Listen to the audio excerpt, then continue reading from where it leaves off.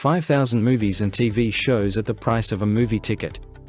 This is the offer from Netflix, the world's largest online movie platform. In just 20 years, a small DVD rental company has become the world's biggest online video platform, changing the way we consume films, and effectively killing the movie theater business. It even managed to anger the Satanists. I'm talking about Netflix as a company trying to reclaim the time people spend on other forms of entertainment. We want to take people away from Xbox, Fortnite, YouTube, and HBO and offer them something better, with no ads and more choice. America in the late 90s.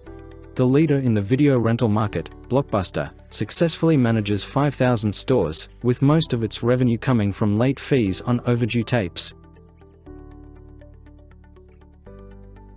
Blockbuster was a company that saw the entire country as its market and fought for it with incredible speed and aggression.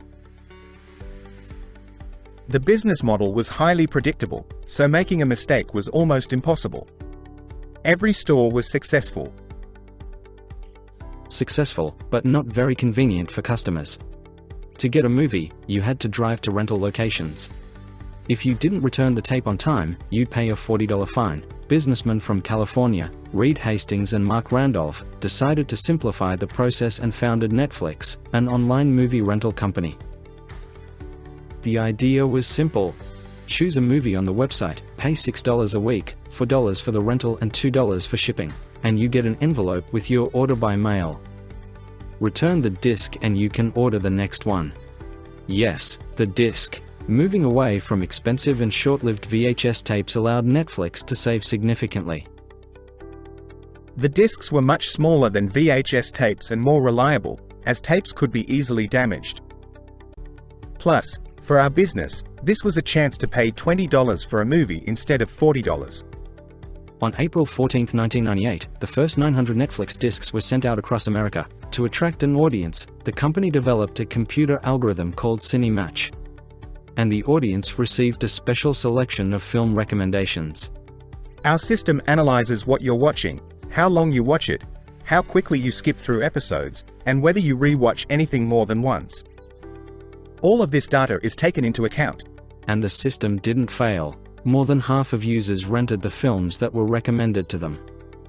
In 2016, Netflix even held a competition, offering $1 million to anyone who could improve the algorithm by 10%. It took 2 years for a team from Belkia's pragmatic cause to achieve this. We invested a lot in the algorithms to make sure the right content reached the right people, so it would be easy and enjoyable to find. People rated Schindler's List 5 stars, while Adam Sandler films got a 3. But in reality, when you look at their viewing history, almost everything they watch are Adam Sandler films.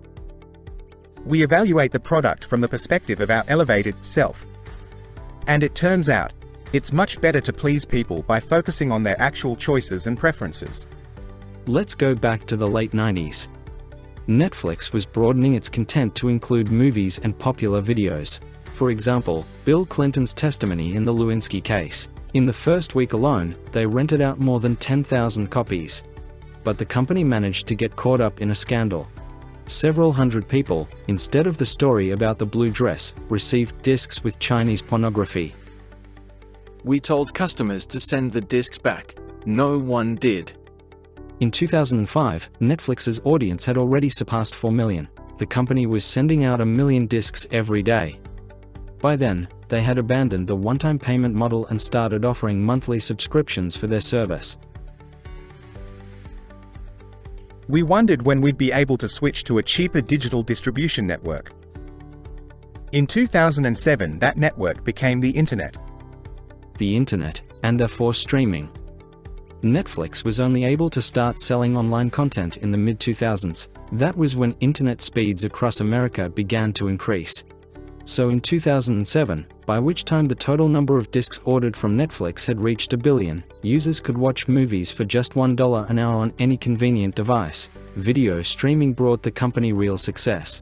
That same year, the company significantly increased its total revenue, bringing it to $1.2 billion, which represents a substantial rise compared to the 2006 figure of $997 million. We had an advantage. We started with DVD discs, and we knew it would be temporary. Of course, no one expected to be sending discs for 100 years. And that's when the paranoia about what would come next started. It's part of the entrepreneurial spirit, to truly think about what comes next. The success was hindered by a small library, so a year later, the company signed contracts with Starz Entertainment and gained access to over 2,000 movies. Over the next 3 years, they began working with film studios like Paramount Pictures, Metro-Goldwyn-Mayer, Lionsgate, Disney, and many others. But despite the growing popularity of the service and the expanding media library, the problem remained unchanged. The content didn't belong to the company. In 2011, Netflix started producing its own series, and 2 years later, House of Cards premiered, a political drama by David Fincher starring Kevin Spacey. The latter's career ended in 2017 after allegations of harassment and sexual misconduct. As a result, Netflix had to terminate its contract with the Oscar-winning actor. The final season was released without him. Look at the bigger picture. This is how you eat an elephant, one piece at a time. Nevertheless, the series became wildly successful, and its first season even earned a nomination for a television Oscar, the Emmy Award. This nomination was the first in history for the video-on-demand format, what we now call online television. If you're curious about how much it cost the company to film the first 2 seasons, The budget was $100 million. At the time, this was an incredible investment and a true breakthrough.